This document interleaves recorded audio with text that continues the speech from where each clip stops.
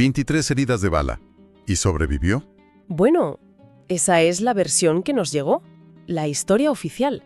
Pero cuando empiezas a tirar del hilo, te das cuenta de que en esa historia hay demasiados agujeros. Bienvenidos a Pistoleros del Viejo Oeste. Esto no es un simple canal donde contamos cuentos para dormir. Somos una comunidad de investigación. Exacto. Juntos, desenterramos los secretos que el tiempo y algunos personajes muy listos han intentado sepultar. Y lo que vais a escuchar hoy va a cambiar la forma en que veis a una de las bandas más legendarias del oeste. Cada dato que os daremos es una pista. Cada testimonio que analizaremos, una posible mentira. No damos nada por sentado. Así es. Así que, si no queréis perderos ni una sola pieza de este puzzle, aseguraos de suscribiros ahora mismo y activar las notificaciones. De verdad, es importante. Que no hay vuelta atrás. Y hoy, la investigación empieza por el principio de todo. El origen. Siempre es la clave. ¿Quiénes eran los Dalton antes de que su apellido se convirtiera en sinónimo de se busca? Ahí está. Y aquí encontramos la primera pista, la que lo complica todo. No eran una familia de criminales desde la cuna. Eran 15 hermanos y hermanas, y el mayor, Frank Dalton, era un héroe, con todas las letras. Un ayudante de U.S. Marshal, asesinado en acto de servicio en 1887. Un tipo respetado, valiente, la clase de hombre cuyo nombre quieres honrar. Claro. Y eso es lo que sus hermanos pequeños, Greg, Bob y Emmett, intentaron hacer. Siguieron sus pasos, se pusieron la estrella y juraron defender la ley. Y aquí es donde nuestra investigación se pone interesante. ¿Qué puede ocurrir para que tres hombres que empiezan como defensores de la ley, siguiendo el legado de un hermano mártir, acaben En el otro lado. convirtiéndose en la peor pesadilla de esa misma ley? No es un cambio que ocurra de la noche a la mañana, tiene que haber un catalizador. Y la pista nos lleva al carácter de uno de ellos, Bob Dalton, el más joven de los tres que se hicieron agentes, pero el más salvaje, el que tenía la pólvora en las venas. Sí. Con solo 19 años, siendo ya ayudante del alguacil, mata a un hombre. El informe oficial es muy escueto, muerto en cumplimiento del deber, caso cerrado.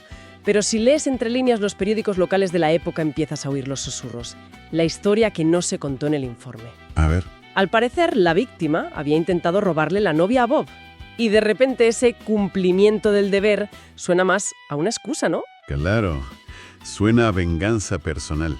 Es la primera grieta, la primera vez que vemos a un Dalton doblando la ley para ajustarla a sus propios deseos. Y una vez que se abre esa grieta, ya no se cierra. Poco después, en marzo de 1890, acusan a Bob formalmente. ¿El cargo es serio? Introducir licor de contrabando en territorio indio. Un delito federal. Pero él no se queda para afrontarlo. Paga la fianza y desaparece. Se convierte en un fugitivo. Mientras tanto, su hermano Grad, que todavía es agente, es arrestado por robo de caballos. Hay que entender lo que eso significaba en el oeste. No era un delito menor, para nada. Era uno de los peores. Se pagaba con la horca. Aunque los cargos se retiran de forma bastante misteriosa, el daño ya está hecho. Es un punto de inflexión psicológico. Totalmente. Piensa en ello. Ya no son los hermanos del héroe Frank Dalton. No. Ahora son los Dalton, esos agentes de la ley desacreditados. Uno es un fugitivo y el otro un ladrón de caballos. La reputación en el oeste lo era todo, y ellos acababan de perder la suya. Y cuando pierdes tu lugar en el lado correcto de la ley, pues solo te queda un sitio a donde ir. Sí. Bob ve la salida no en someterse a la ley, sino en desafiarla abiertamente. Es entonces cuando deciden que si el sistema les ha dado la espalda, ellos escribirán sus propias reglas. Y reclutan a un equipo que parece sacado de una novela. Su hermano pequeño, Emmett. Y luego están los apodos, que son geniales. Sí. George Bitter Creek Newcomb, Charlie Pierce y Blackface Charlie Bryant. Este último es fascinante.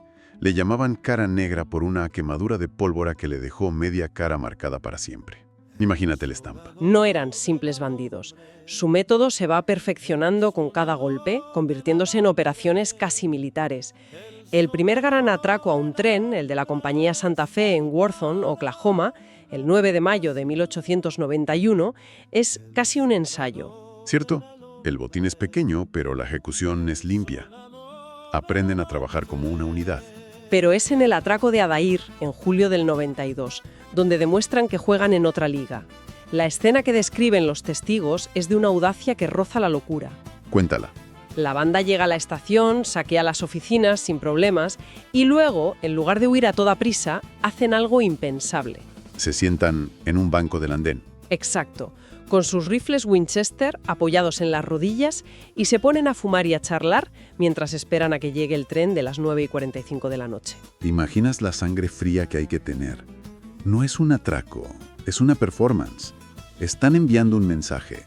Y el mensaje llega alto y claro. El tren llega con 11 guardias armados a bordo, pero están todos en los vagones traseros. Para cuando se dan cuenta de lo que pasa, es tarde. Se desata un tiroteo infernal. Más de 200 disparos en la oscuridad. El caos es total. Balas perdidas matan a un médico del pueblo que tuvo la mala suerte de estar allí y hieren a varios guardias. Y la banda, ni un rasguño. Se llevan un botín que algunas fuentes cifran en $18.000 de la época, una fortuna, y se desvanecen en la noche. Probablemente se escondieron en unas cuevas cercanas a Tulsa que conocían como la palma de su mano. Salen de un tiroteo masivo sin una sola baja. Una victoria así tiene que alimentar el ego. ¿Cómo no iban a sentirse invencibles? Claro, y esa sensación de impunidad, esa audacia que roza la chulería, nos lleva directamente a la pista central de nuestra investigación, la ambición desmedida de Bob Dalton. Exacto. Para él ya no se trataba del dinero, se trataba de la gloria del legado. Sí, eso es. Las fuentes de la época recogen una frase que, al parecer, se convirtió en su obsesión.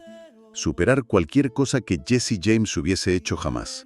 Quería que su nombre quedara grabado en la historia por encima del de todos los demás. Y para conseguirlo, ideó un plan que era, a partes iguales, brillante y demencial. Un golpe que nadie se había atrevido a intentar antes. Robar 2 bancos a la vez. A plena luz del día. Pero faltaba un detalle para hacerlo legendario. Un último giro de guión para que la hazaña fuera inolvidable. El lugar. Eligieron su antiguo hogar, Coffeyville, Kansas, el pueblo que los vio crecer, el pueblo donde la gente conocía sus caras y sus nombres. Aquí hay una pista crucial sobre su mentalidad en ese momento. ¿Cómo planeaban pasar desapercibidos en un sitio donde todo el mundo les conocía? ¿Con barbas postizas? Es que es casi infantil. ¿Creían de verdad que iban a engañar a sus antiguos vecinos o era simple y pura arrogancia? Yo creo que es lo segundo. Una forma de reírse de ellos en su propia cara. Probablemente una mezcla de ambas. Así que el 5 de octubre de 1892, 5 miembros de la banda entran en Coffeyville. 3 se dirigen al C.M. Condon and Company's Bank. Y los otros 2 al First National Bank, justo al otro lado de la calle. El plan está en marcha. Pero todo el plan, toda esa ambición legendaria, se desmorona por un simple detalle humano. Un vecino llamado Alec McKenna los ve salir de un callejón. Y a pesar de las barbas falsas, a pesar de los sombreros calados, reconoce a uno de ellos. Su grito lo cambia todo. Están robando el banco. La alarma corre como la pólvora por las calles, pero dentro del Condon Bank, mientras el caos empieza a gestarse fuera, está ocurriendo una de las escenas más tensas que se puedan imaginar. La del cajero. La del cajero, Siembol, se encuentra mirando los cañones de 3 Winchester y en lugar de entrar en pánico, hace lo único que se le ocurre, miente, que es una locura, ¿no te parece? Con un rifle apuntándole a la cara, tiene la sangre fría de inventarse una historia. Total. Les dice que la cerradura de la caja fuerte es de apertura retardada, un mecanismo de tiempo, y que no se abrirá hasta que pasen 3 minutos. Una mentira redonda. La caja fuerte llevaba abierta desde las 8 de la mañana. ¿Pero se lo creen?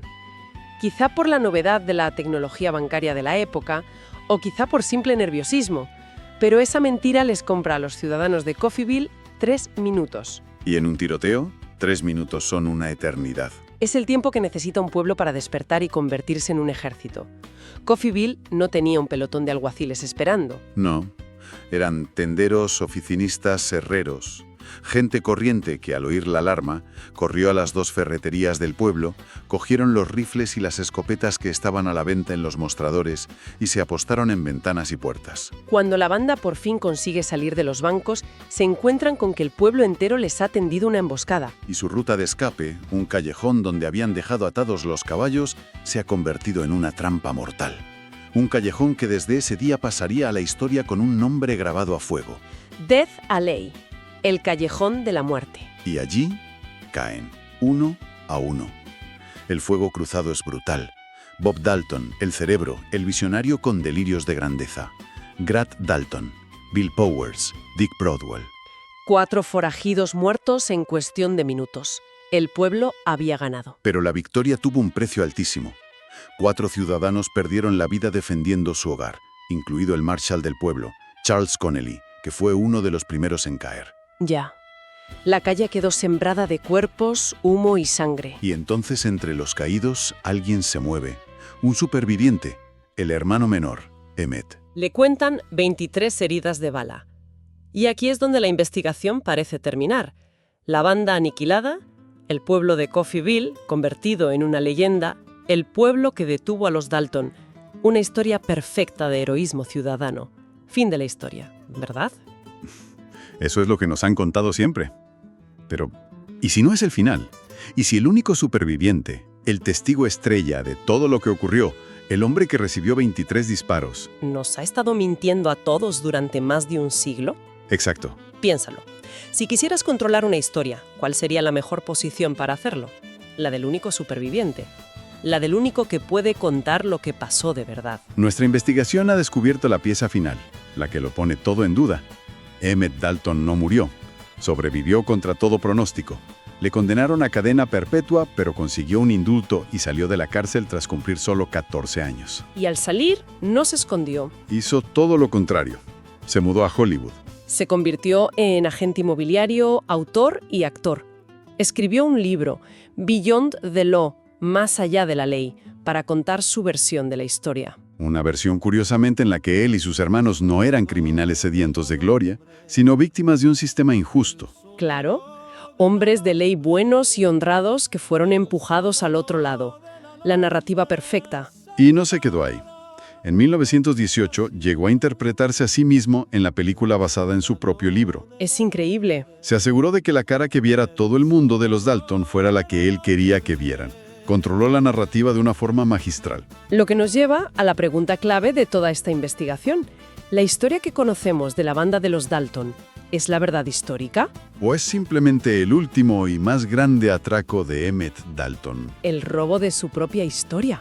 ¿Qué creéis que ocultaba Emmett con su versión edulcorada de los hechos? ¿Fue un intento honesto de limpiar el nombre de su familia? ¿O la coartada perfecta de un criminal que supo reinventarse y vender su propia leyenda? Dejad vuestras teorías en los comentarios. Queremos saber qué pieza del puzzle veis vosotros que a lo mejor se nos ha escapado. Y sobre todo, no os perdáis nuestra próxima investigación, porque vamos a seguir el rastro de la historia que Emmett nos contó. Analizaremos su libro, su película y los compararemos con los archivos de la época para separar de una vez por todas el mito de la realidad. Suscribíos a Pistoleros del Viejo Oeste, porque la verdad sobre los Dalton apenas ha empezado a salir a la luz.